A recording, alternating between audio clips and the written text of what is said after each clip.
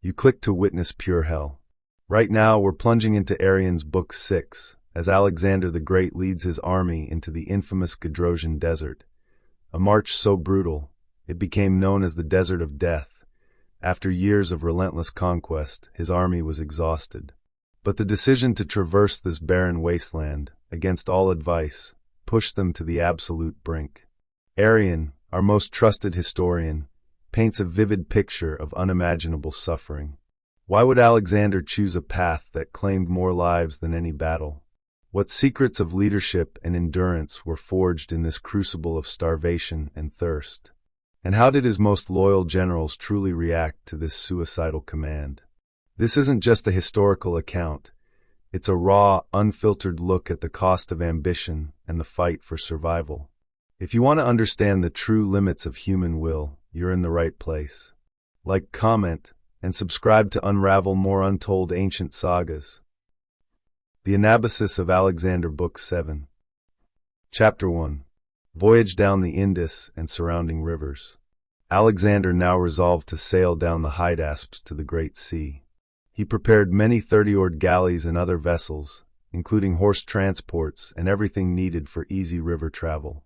Initially, he believed he had discovered the source of the Nile. He saw crocodiles in the Indus, a sight he had only encountered in the Nile. He also saw beans growing near the Anabasis banks, identical to those in Egypt. This idea was reinforced when he learned the Anabasis flowed into the Indus.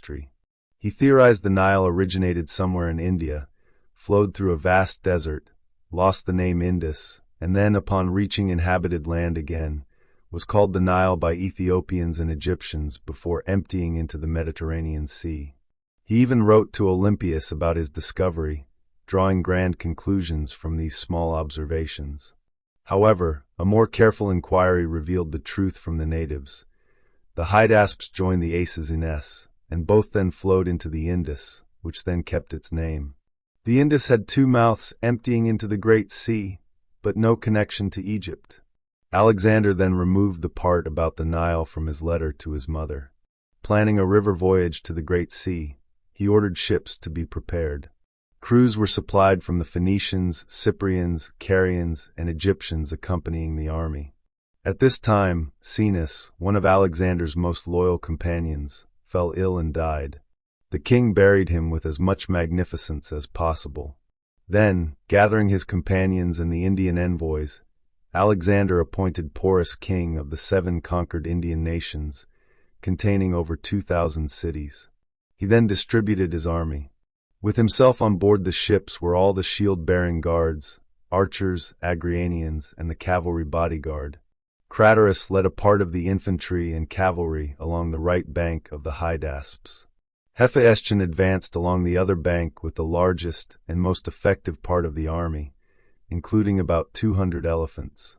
These generals were ordered to march as quickly as possible to Sopide's palace. Philip, the viceroy of the country beyond the Indus extending to Bactria, was ordered to follow them after 3 days. Alexander sent the Nicaean cavalry back to Nyssa. Nearchus commanded the entire naval force, while Onesicritus was the pilot of Alexander's ship. Onesicritus later falsely claimed in his writings that he was the admiral. According to Ptolemy, whose accounts are primarily followed, there were about 80 30-oared galleys. The total number of vessels, including horse transports, boats, and all other river craft, both those already on the rivers and newly built, was close to 2,000. With all preparations made, the army began embarking at dawn. Alexander offered sacrifices to the gods and the Hydaspes River, as directed by the prophets. Once embarked, he poured a libation into the river from the ship's prow using a golden goblet. He invoked the Anabasis, knowing it was the largest river joining the Hydaspes, and that their confluence was nearby. He also invoked the Indus, into which the Anabasis flowed. Furthermore, he poured libations to his ancestor Heracles, to Ammon, and to the other gods he usually sacrificed to. Then he ordered the trumpet to sound the signal for starting seawards. As the signal was given, they began their voyage in orderly fashion. Directions had been given for the proper spacing of baggage vessels, horse transports, and warships to prevent collisions. Even the fast-sailing ships were not allowed to break rank.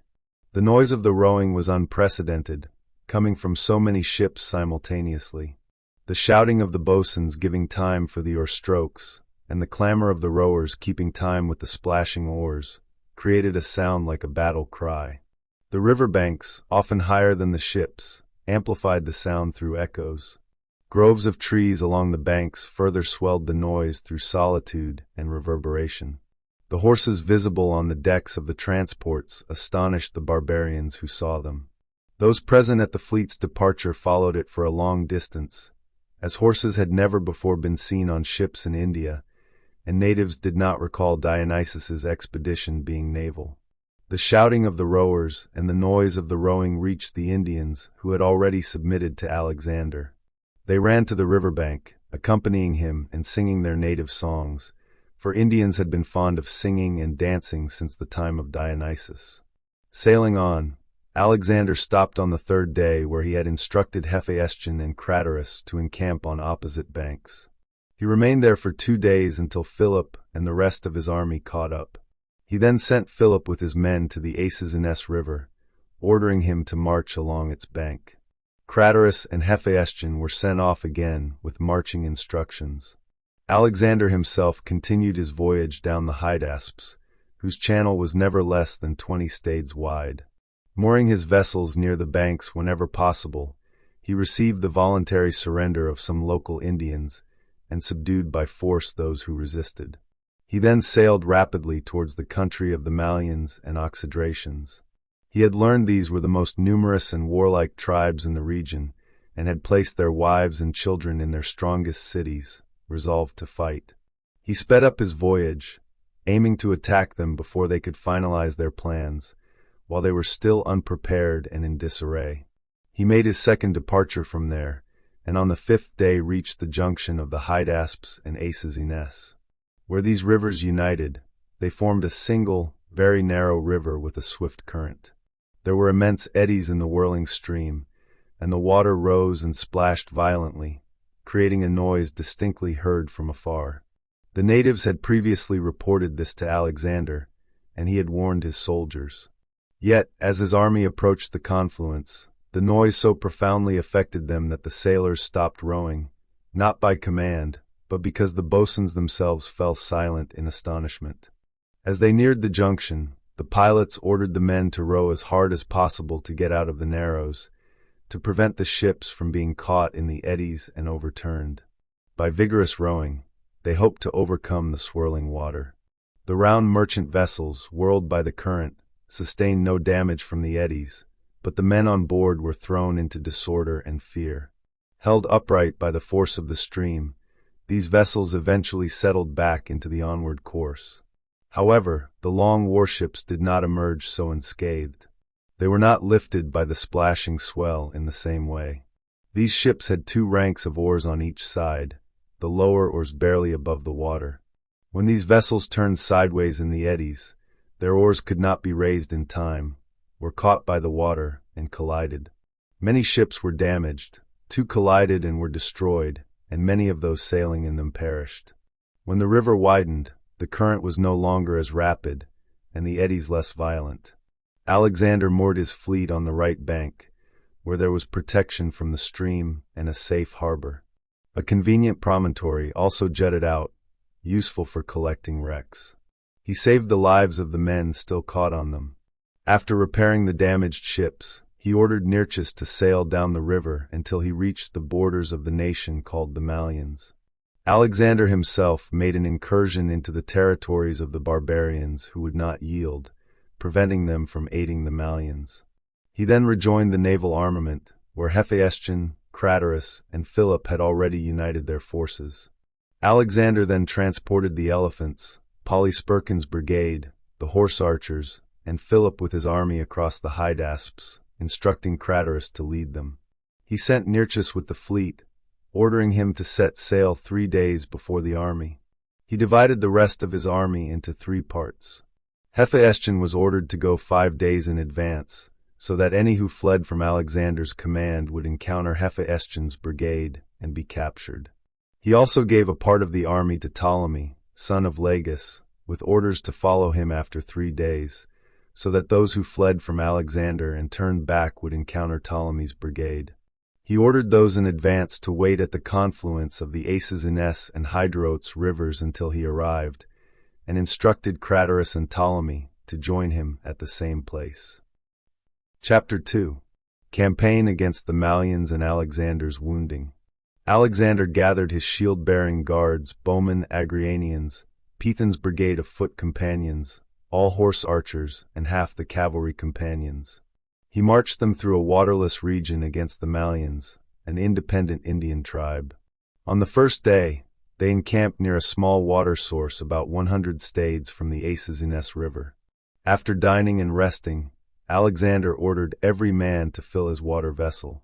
They traveled the rest of that day and all night, covering about 400 stades. At daybreak, they reached a city where many Mallians had taken refuge. Most were outside and unarmed, not expecting Alexander to approach through the waterless country. This route was chosen precisely because its difficulty made it seem incredible to the enemy. He attacked them by surprise, killing most before they could defend themselves. The rest were herded into the city. Alexander posted his cavalry around the walls, acting as a barricade until the infantry arrived. As soon as the infantry appeared, he sent Perdiccas with his own cavalry regiment, Clytus's, and the Agrianians, against another Mallian city. Many Indians had fled there for refuge.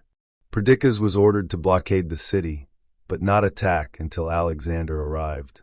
This was to prevent anyone from escaping and warning other barbarians of Alexander's approach. Alexander then began assaulting the walls of the first city. The barbarians abandoned them, unable to defend after many were killed and wounded. They fled into the citadel, defending it from its commanding height and difficult access. But the Macedonians pressed vigorously from all sides, with Alexander appearing everywhere. The citadel was stormed, and all 2,000 men who had fled into it were killed. Perdiccas reached his assigned city to find it deserted. Learning the inhabitants had fled shortly before, he force-marched after them. His light-armed troops followed swiftly on foot, catching and massacring those who couldn't outrun them into the river marshes. After dining and resting until the first watch of the night, Alexander marched again, covering a great distance through the night. He reached the Hydrotes River at daybreak. Most Mallians had already crossed, but he caught those still crossing, killing many. Without delay, he pursued them across the same ford, keeping close to those who had outrun him. Many of these he also killed, and some were taken prisoner. The majority escaped to a naturally strong, fortified place.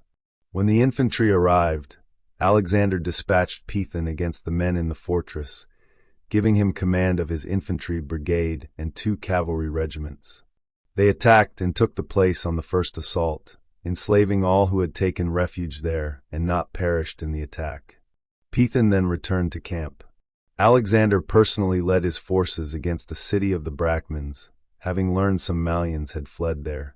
Upon arrival, he led his phalanx in dense ranks to the walls on all sides. Seeing their walls being undermined and repelled by missiles, the enemy abandoned the walls and fled to the citadel, defending themselves from there. A few Macedonians rushed in with them, formed a close body, drove some back, and killed 25 during their retreat. Alexander then ordered scaling ladders placed on all sides of the citadel and the wall undermined. When one tower, being undermined, collapsed, and a section of wall between 2 towers was breached, making the citadel more accessible, Alexander was the first man seen to scale the wall and seize it.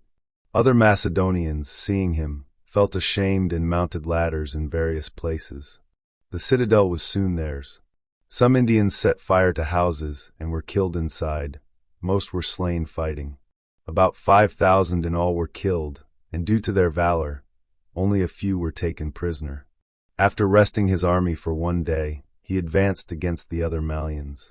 He found their cities abandoned, the inhabitants having fled into the desert. He again rested the army for a day. The next day he sent Pethan and Demetrius, the cavalry general, back to the river with their own troops and enough light-armed infantry for the task. Their orders were to patrol the riverbank and kill any who refused to surrender from among those who had fled into the many woods near the river. Pethan and Demetrius captured and killed many in these woods. Alexander himself led his forces against the largest Mallian city, where he was informed many from other cities had sought refuge. But the Indians also abandoned this city upon hearing Alexander was marching against it. Crossing the Hydrotes River, they drew up their forces on its high bank, believing they could obstruct Alexander's passage. When he heard this, Alexander took all the cavalry with him and rode to the part of the river where the Mallians were arrayed for battle. The infantry was ordered to follow. Reaching the river, he saw the enemy drawn up on the opposite bank. Without delay, he plunged into the ford with the cavalry alone. Seeing him in the middle of the river, though ready for battle, they swiftly withdrew from the bank. Alexander followed with his cavalry. But when the Indians perceived only cavalry, they wheeled around and fought with desperate valor, numbering about 50,000. Alexander, seeing their dense phalanx and the absence of his own infantry, rode around their army, making charges but avoiding close combat. Meanwhile, the archers, Agrianians, and other battalions of light-armed infantry, picking men he led with him, arrived. His main infantry phalanx was also seen not far off. Threatened from all sides, the Indians wheeled again and fled headlong into the strongest nearby city. Alexander pursued, killing many, while those who escaped were trapped within the city. Initially, he surrounded the city with his cavalry as they arrived from the march. But when the infantry came, he encamped around the walls for the day. Little remained for an assault, and his army was exhausted, the infantry from the long march, the cavalry from the continuous pursuit, and especially the river crossing.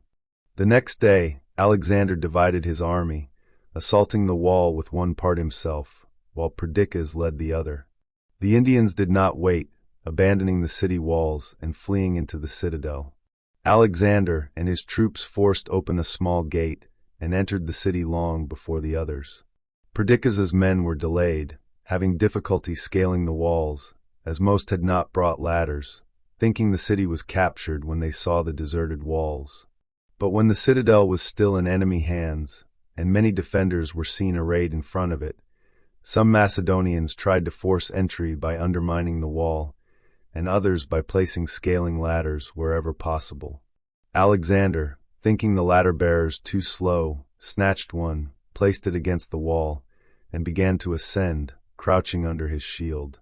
After him ascended Pusestas, who carried the sacred shield Alexander took from the temple of Trojan Athena and always kept with him in battle. Following Pusestas, Leonidas, the confidential bodyguard, ascended the same ladder. Up another ladder went Abrias, a soldier receiving double pay for distinguished service. The king was now near the battlement, leaning his shield against it, pushing some Indians inside the fort, and clearing that part of the wall by killing others with his sword. The shield-bearing guards, anxious for the king's safety, eagerly pushed each other up the same ladder, breaking it. Those already ascending fell, making further ascent impossible. Alexander, standing alone on the wall, was assailed from the adjacent towers. No Indian dared approach him directly. He was also attacked by men in the city, who threw darts at him from close range, as an earth mound happened to be piled there opposite the wall. Alexander was conspicuous by his shining weapons and extraordinary audacity. He realized that if he remained, he would be in danger without achieving anything significant. But if he leaped into the fort, he might terrify the Indians, or at least die nobly after performing deeds worthy of remembrance. With this resolve, he leaped from the wall into the citadel. There, braced against the wall, he struck and killed with his sword some Indians who engaged him in close combat, including their too bold leader. Another man he checked by hurling a stone, and a third in like manner. Those who advanced closer he again held off with his sword. The barbarians were no longer willing to approach him, but stood around, casting whatever they had. Meanwhile, Pusestas, Abrias, the double-pay soldier, and then Leonidas, the only ones who had scaled the wall before the ladders broke, had leaped down and were fighting in front of the king. Abrias fell there, shot with an arrow in the forehead.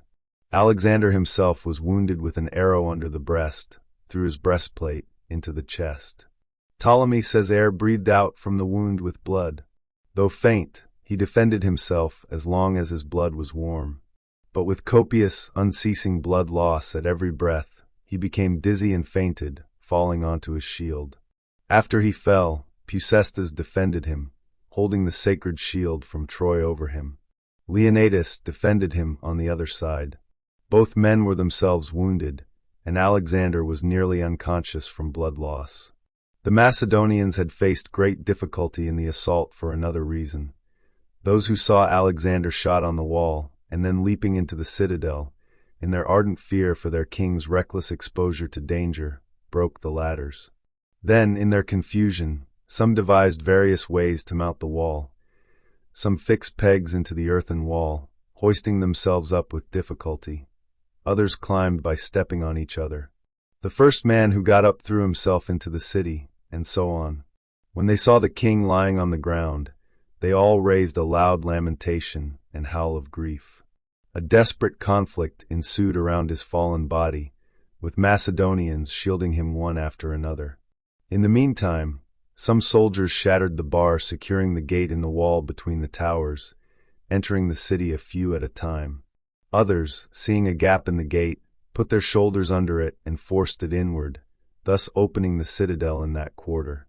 Thereupon, some began killing the Indians, sparing no one, not even women or children. Others carried the king, who lay in a faint state, on his shield. They could not yet tell if he would survive. Some authors state that Critidemus, a physician from Kos and an Asclepiad, incised the injured part and drew the weapon out. Other authors say no physician was present, so Perdiccas, the confidential bodyguard, at Alexander's bidding, incised the wound with his sword and removed the weapon. Upon its removal, there was such a copious effusion of blood that Alexander fainted again. This swoon, however, stanched the bleeding. Many other things concerning this catastrophe have been recorded by historians. Rumor, having received statements from the first falsifiers of the facts, preserves them even to our times and will continue to pass on these falsehoods unless this history intervenes. For example, the common account is that this calamity befell Alexander among the Oxydracians. However, it actually occurred among the Mallians, an independent Indian tribe. The city belonged to the Mallians, and the men who wounded him were Mallians. These people had indeed resolved to join forces with the Oxydracians for a desperate struggle, but Alexander preempted them by marching through the waterless country before aid could reach them from the Oxydracians, or they could assist them. Moreover, the common account states that the last battle with Darius was near Arbela, where he fled and was arrested and killed by Bessus at Alexander's approach. Similarly, the battle before this was at Issus, and the first cavalry battle near the Granicus. The cavalry battle did occur near the Granicus, and the next battle with Darius near Issus. However, authors who place Arbela farthest say it is 600 stades from the actual site of the last battle between Alexander and Darius, while those who place it closest say it is 500 stades away. Ptolemy and Aristobulus say the battle was fought at Gaugamela near the Bumidus River. But since Gaugamela was not a city but only a large village, the place is not celebrated, nor is the name pleasing to the ear. Hence, it seems to me that Arbela, being a city, has claimed the glory of the great battle. But if we must consider this engagement to have taken place near Arbela, being so far distant from it, then it is permissible to say that the sea battle at Salamis occurred near the Isthmus of Corinth, and that fought at Artemisium in Euboea occurred near Aegina or Sunium. Furthermore, regarding those who covered Alexander with their shields in his peril, all agree that Peucestes did so. But they disagree about Leonidas or Abrias, the soldier receiving double pay for distinguished services. Some say Alexander received a blow to the head with a piece of wood, fell dizzy, and rising again, was wounded with a dart through his breastplate into the chest. But Ptolemy, son of Lagus, says he received only this chest wound. However, in my opinion, the greatest error made by Alexander's historians is this. Some have recorded that Ptolemy, son of Lagus, accompanied Peucestes in mounting the ladder with Alexander, that Ptolemy shielded him when he lay wounded, and was called Soter, the Preserver, for that reason.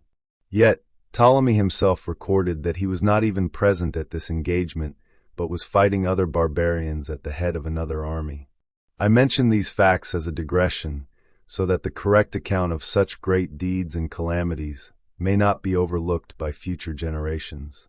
While Alexander remained in this place until his wound healed, the first news to reach the camp he had left to attack the Mallians was that he had died from the wound. At first, a lamentation arose from the entire army as the rumor spread. When they ceased lamenting, they became despondent and perplexed about who would lead the army. Many officers seemed to have equal rank and merit in the eyes of both Alexander and the Macedonians. They were also unsure how to return safely to their own country, being surrounded by so many warlike nations. Some had not yet submitted and were expected to fight fiercely for their freedom, while others would undoubtedly revolt once their fear of Alexander subsided. Moreover, they seemed to be in the midst of impassable rivers, and everything appeared uncertain and impractical now that they were without Alexander. But when news finally arrived that he was still alive, they reluctantly accepted it and still doubted his survival. Even when a letter came from the king saying he would soon be in camp, most found it incredible due to their excessive fear, suspecting it was fabricated by his confidential bodyguards and generals. When Alexander learned of this, fearing a potential revolution in the army, he had himself conveyed, as soon as it was safe, to the bank of the Hydrotes River and placed in a boat to sail downriver. The camp was at the confluence of the Hydrotes and Acesines, where Hephaestion commanded the army and Nearchus the fleet. As the ship bearing the king approached the camp, he ordered the tent covering removed from the stern, so he would be visible to all. But they were still incredulous, thinking Alexander's corpse was being conveyed. Finally, as the ship neared the bank, he stretched out his hand to the multitude. Then the men cheered, raising their hands, some to the sky, others to the king himself. Many even shed involuntary tears at the unexpected sight. Some of the shield-bearing guards brought a litter for him when he was carried out of the ship, but he ordered them to fetch his horse. When he was seen mounting his horse again, the entire army echoed with loud clapping, reverberating from the riverbanks and nearby groves. Approaching his tent, he dismounted so he could be seen walking. Then the men came near, some on one side, some on the other, touching his hands, his knees, or just his clothes. Some only approached to catch sight of him and left, chanting his praise. Others threw garlands upon him or flowers supplied by India that season. Nearchus says some of his friends incurred his displeasure, reproaching him for exposing himself to danger at the front of the army in battle, which they said was a private soldier's duty, not a general's. It seems Alexander was offended by these remarks because he knew they were correct and that he deserved the censure. However, like those mastered by any other pleasure, he lacked sufficient self-control to avoid danger, due to his impetuosity in battle and his passion for glory. Nearchus also relates that an old Boeotian, whose name he does not mention, seeing Alexander offended by his friends' censures and looking sullenly at them, approached him.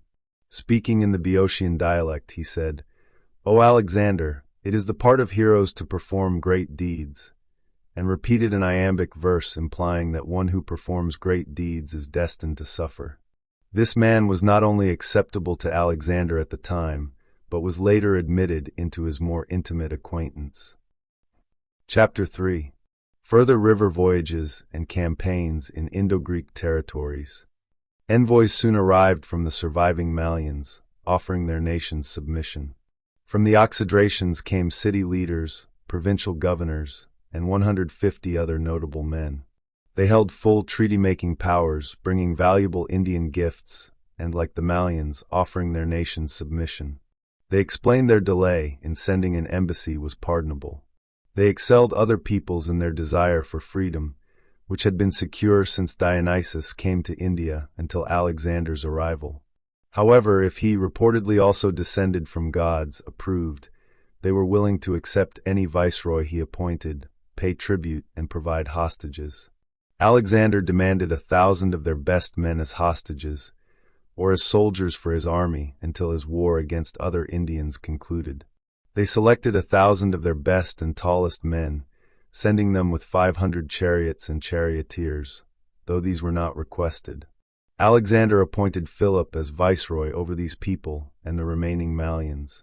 He returned the hostages but kept the chariots.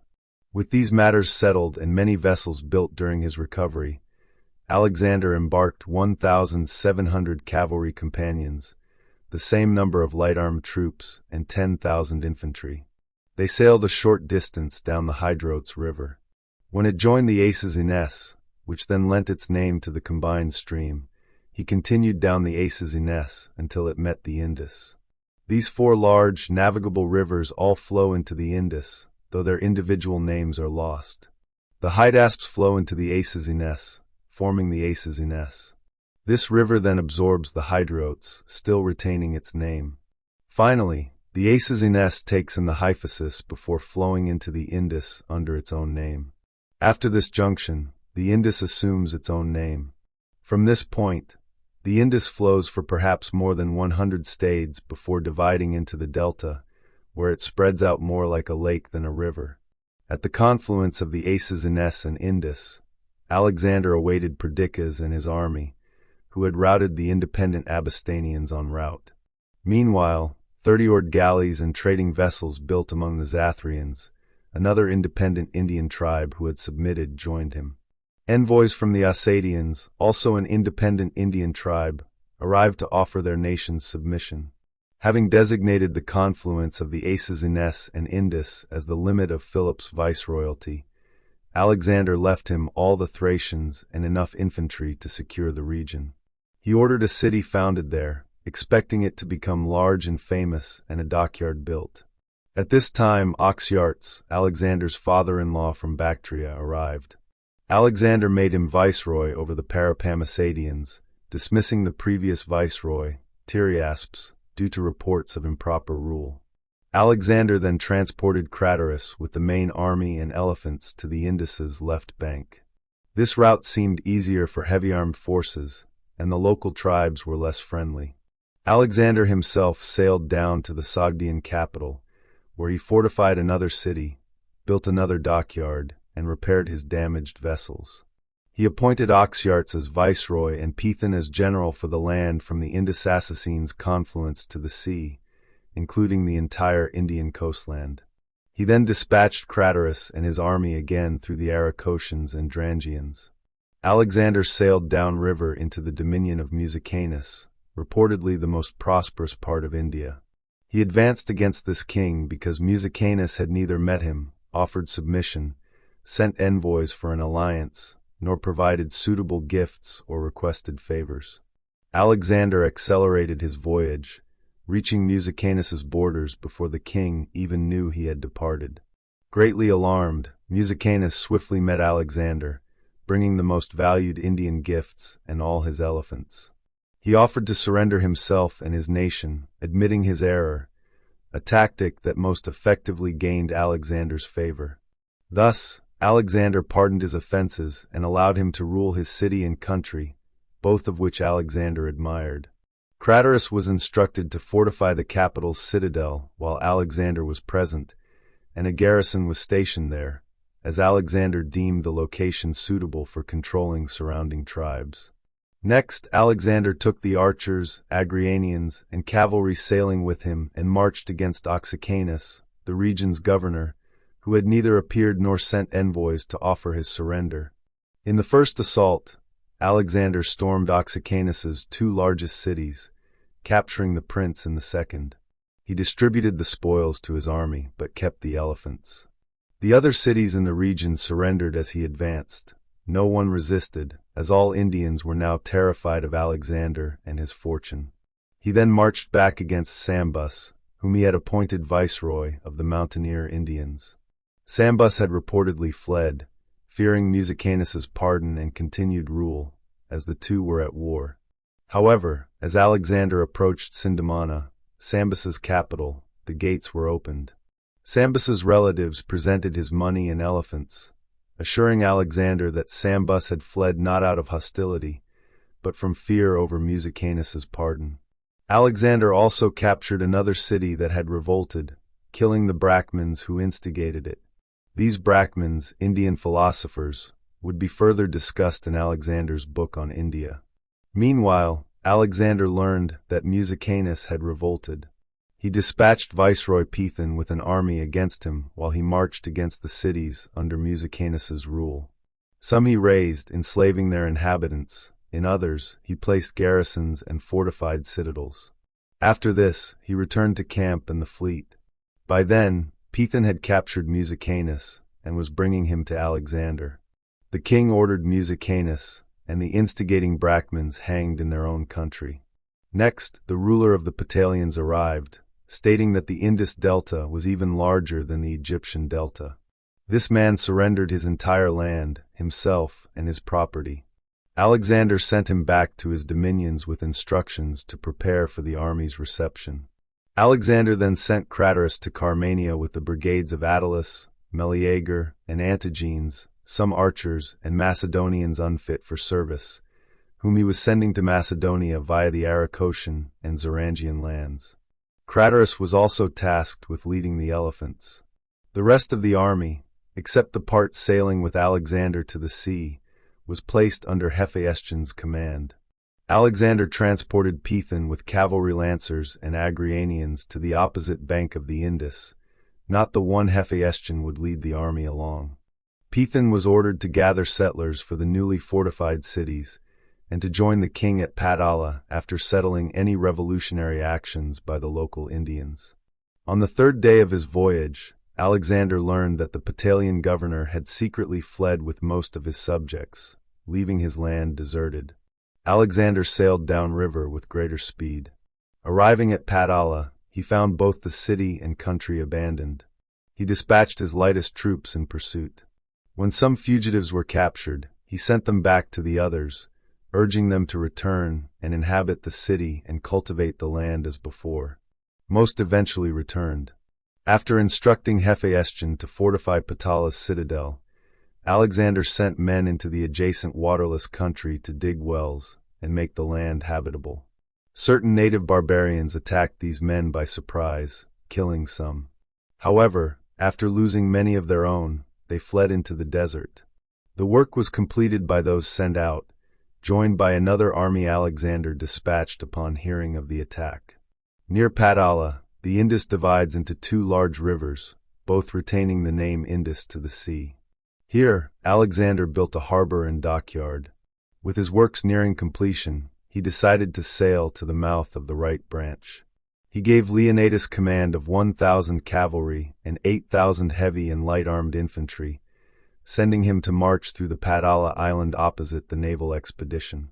Alexander himself took the fastest-sailing vessels, those with 1.5 banks of oars, all 30-oared galleys, and some boats, and began sailing down the right branch. The local Indians had fled, so he found no pilot, making navigation difficult. The day after starting, a storm arose.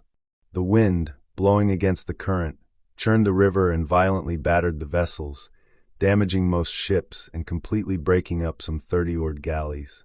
They managed to run them aground before they completely fell apart, and others were built. He then sent his quickest light-armed troops beyond the riverbank, capturing some Indians who subsequently piloted him down the channel.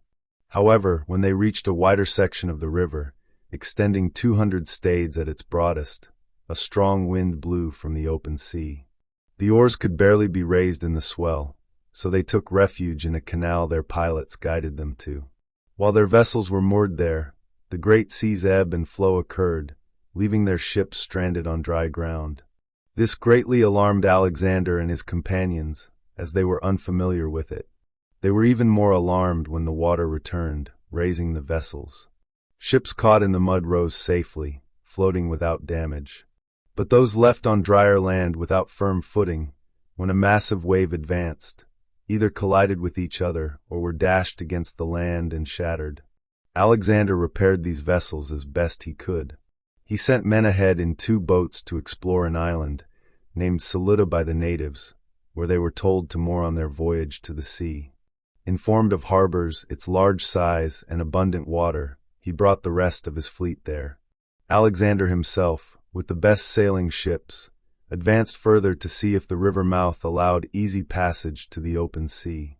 After advancing about 200 stades from the first island, they spotted another far out at sea. They then returned to the island in the river.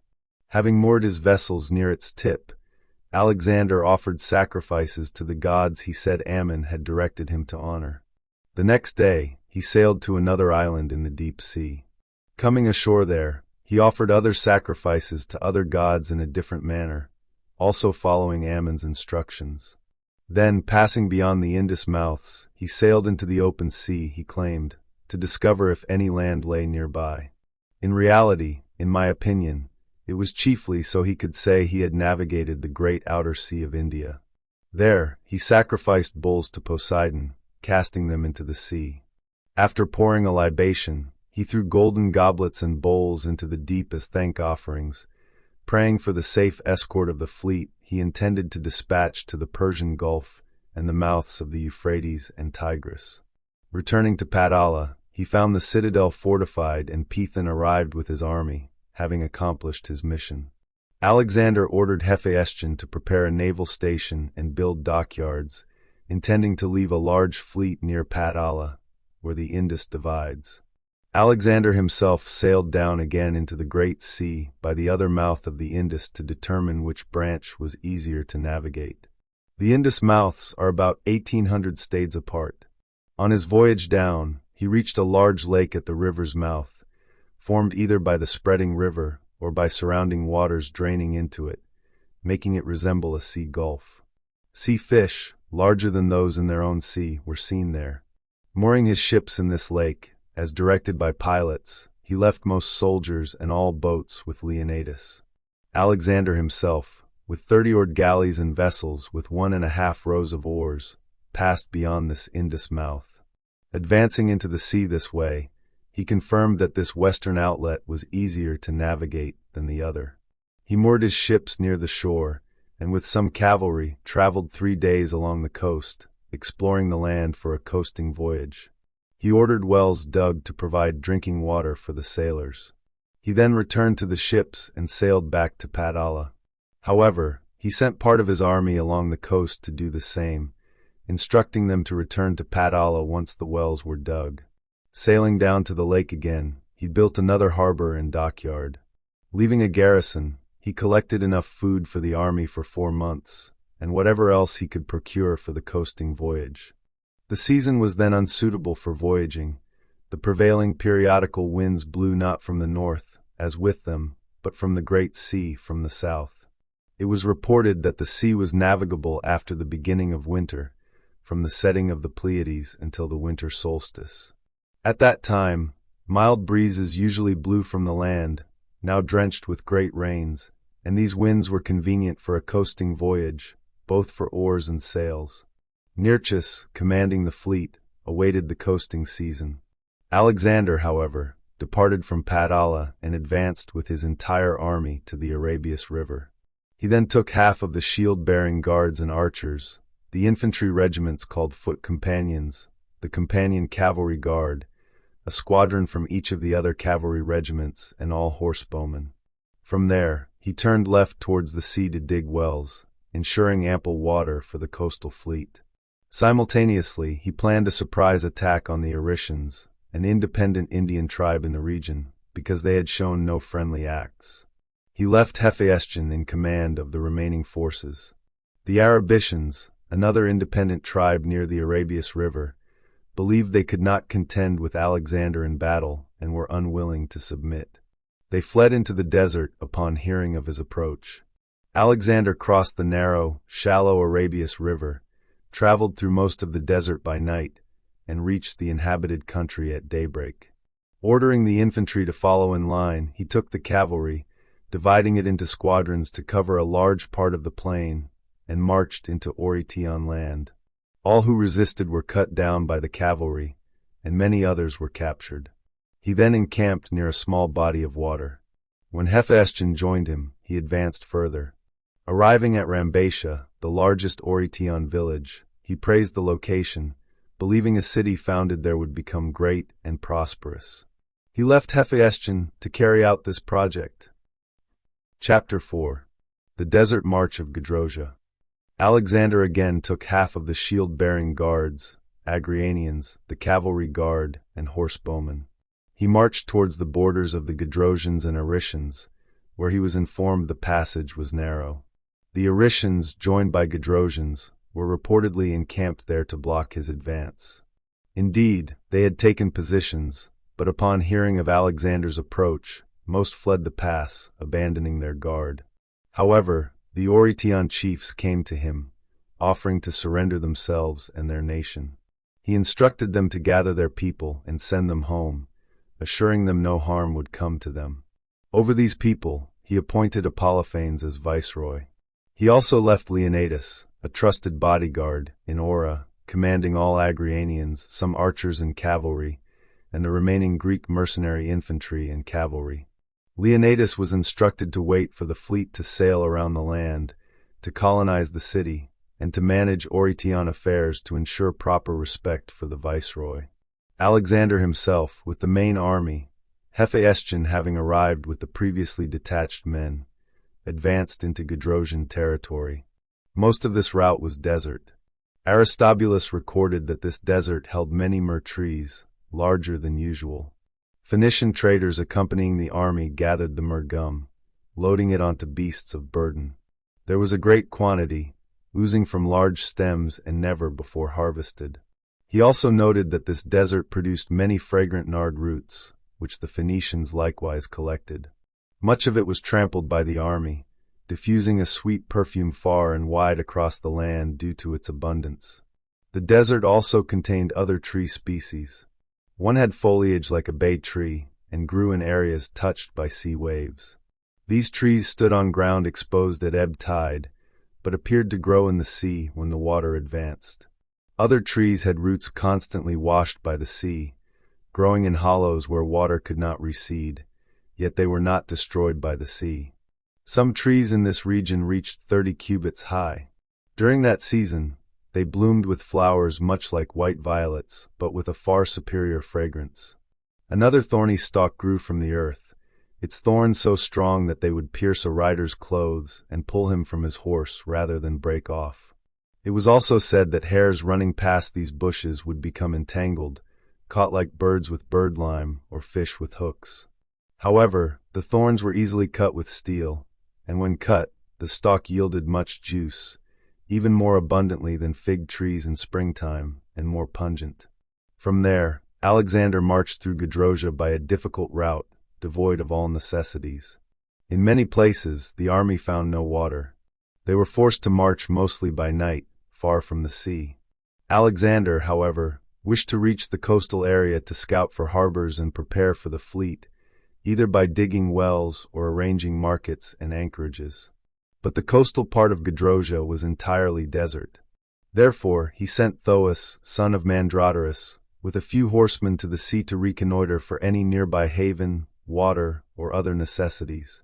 Thoas returned, reporting that he found fishermen living in stifling huts made of mussel shells with fish bones for roofs.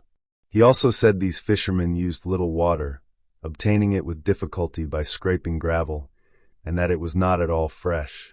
When Alexander reached a place in Gedrosia with more abundant grain, he seized it, loaded it onto beasts of burden, and marking it with his seal, ordered it conveyed to the sea. But as he marched to the halting place nearest the sea, the soldiers, disregarding the seal, used the grain themselves and shared it with those suffering extreme hunger. They were so overcome by their misery that they deliberately prioritized their immediate, visible destruction over the remote danger of incurring the king's wrath. When Alexander learned of their dire necessity, he pardoned them. He himself hurried to gather all possible provisions from the land for the army sailing with the fleet, and sent Cretheus the Calation to convey supplies to the coast. He also ordered natives to grind as much grain as they could and transport it from the interior, along with dates and sheep for sale to the soldiers. Moreover, he sent Telephus, a trusted companion, to another coastal location with a small quantity of ground grain. He then advanced towards Pura, the capital of the Gedrosians, arriving 60 days after leaving Ora. Most historians of Alexander's reign assert that all hardships endured by his army in Asia were incomparable to those suffered here. Only Nearchus claimed Alexander chose this route not from ignorance of its difficulty, but because he heard no army had ever safely passed through that desert, except Semiramis when fleeing India.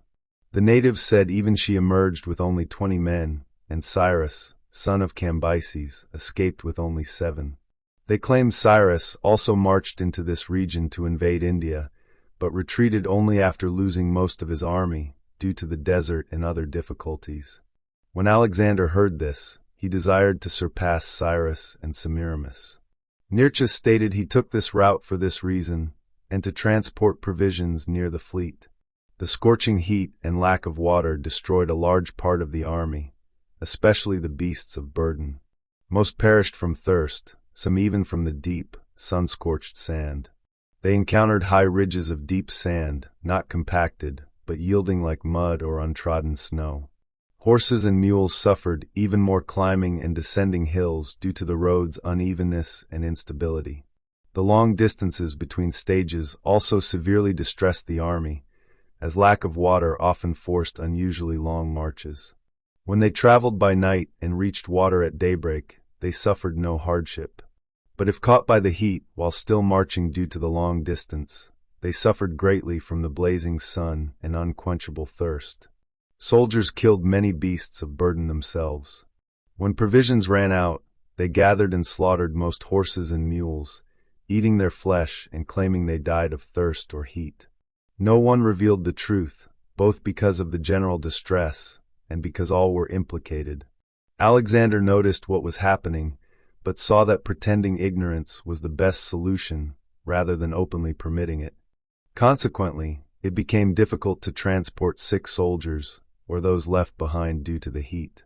This was partly from a lack of beasts of burden, and partly because men were breaking up wagons, unable to pull them through the deep sand.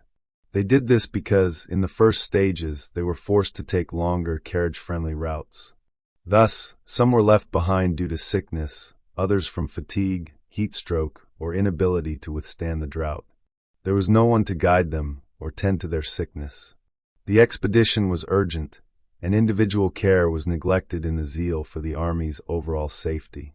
As they generally marched by night, some fell asleep on the road. Those who later awoke and still had strength followed the army's tracks, but only a few safely overtook the main body. Most perished in the sand, like shipwrecked sailors. Another calamity greatly distressed men, horses, and beasts of burden.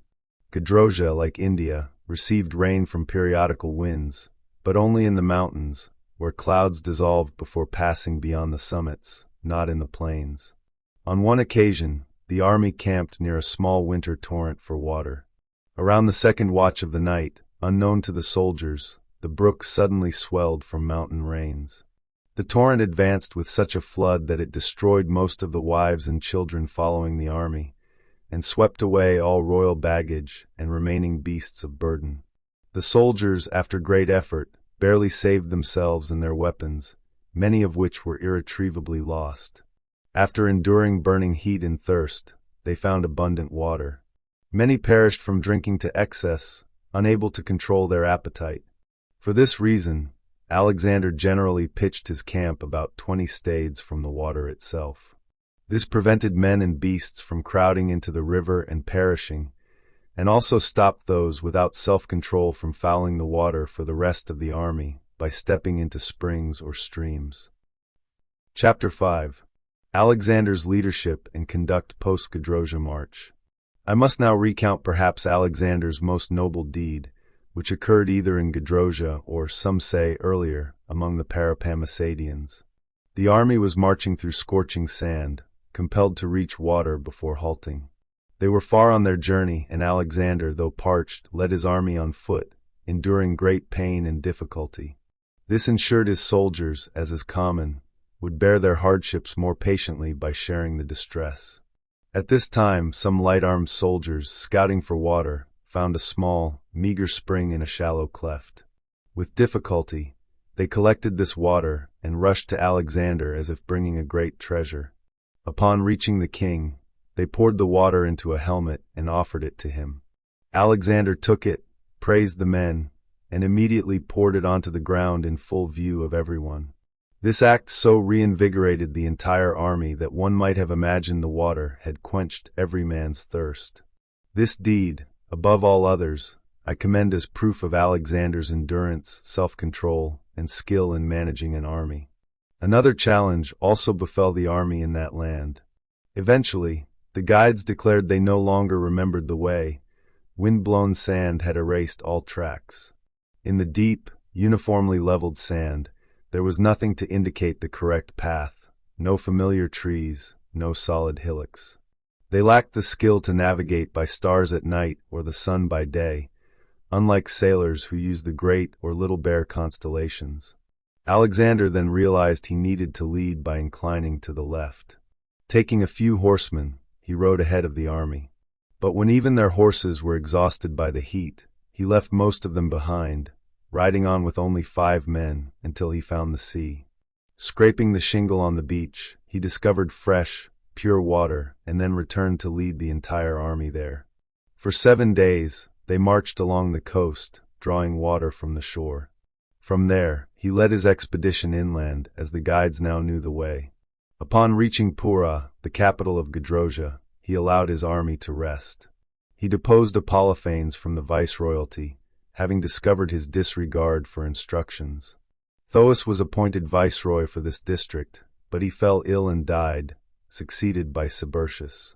Subertius had recently been appointed viceroy of Carmania by Alexander, but now received rule over the Aracocians and Gedrosians, with Lipolemus, son of Pythophanes, receiving Carmania. The king was already advancing into Carmania when news arrived that Philip, the viceroy of the Indian country, had been treacherously killed by mercenaries. However, Philip's Macedonian bodyguards had caught some of the murderers in the act and others afterward, putting them to death. Upon learning this, Alexander sent a letter to Eudemus and Taxiles in India, ordering them to administer the land previously under Philip until he could send a new viceroy. When Alexander arrived in Carmania, Craterus joined him, bringing the rest of the army and the elephants. He also brought Ordanes, whom he had arrested for revolt and attempted revolution. Also present were Stacenor, viceroy of the Arians and Zorangians, accompanied by Pharismanes, son of Phratophornes, viceroy of the Parthians and Hyrcanians. The generals left with Parmenio over the army in Media, Cleander, Cydelses, and Heracon, also arrived with most of their forces. Both natives and soldiers brought many accusations against Cleander and Cydelses, including pillaging temples, desecrating ancient tombs, and other acts of injustice, recklessness, and tyranny against their subjects. As these charges were proven, Alexander had them executed. This served to instill fear in other viceroys, governors, and provincial prefects, ensuring they would suffer similar penalties if they deviated from duty. This was a primary method by which Alexander maintained control over the many conquered and voluntarily submitted nations, despite their vast numbers and distances. Under his rule, the governed were not to be unjustly treated by their rulers. Heracon was acquitted at this time, but later, convicted by the men of Susa of having plundered their city's temple, he too suffered punishment. Stacenor and Phratophornes came to Alexander bringing a multitude of beasts of burden and many camels. They had learned of his march through Gedrosia and correctly anticipated the hardships his army would face. Thus, they arrived precisely when needed, as did their camels and beasts of burden. Alexander distributed all these animals among his officers, cavalry squadrons and centuries, and infantry companies, as numbers allowed. Certain authors have claimed, though to me the statement seems incredible, that Alexander led his forces through Carmania, reclining with his companions on 2 joined, covered wagons with flutes playing. The soldiers supposedly followed, wearing garlands and celebrating. Food and all sorts of delicacies, brought by the Carmanians along the roads, were provided. They say he did this to imitate the baksheesh revelry of Dionysus, as stories told that deity, after subduing the Indians, traversed most of Asia in this manner, and was given the epithet Thryambus. For the same reason, victory processions after war were called Thryambi.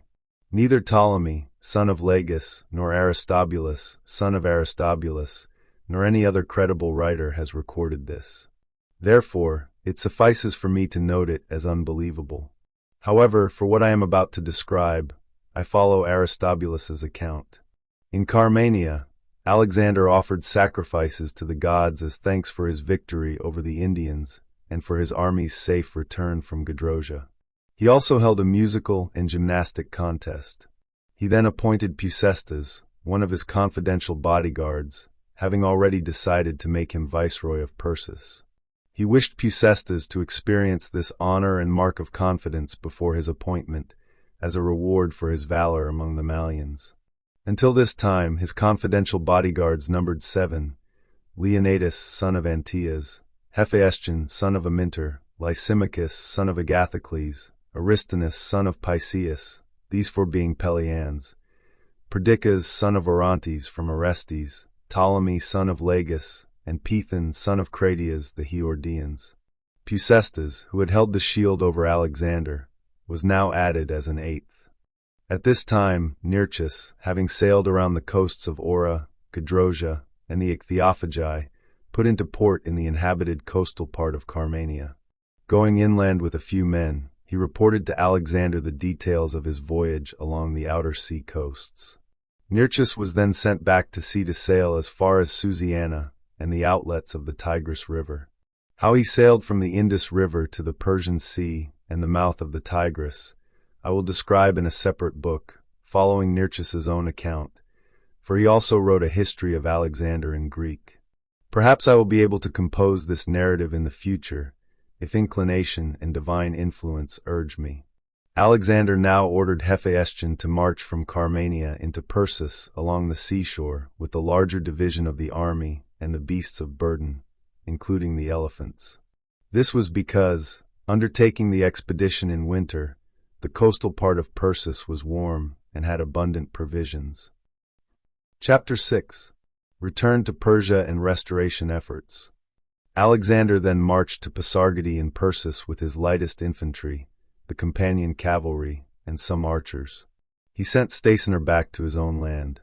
Upon reaching the borders of Persis, he discovered that Phraseortes was no longer viceroy. He had died of disease while Alexander was still in India.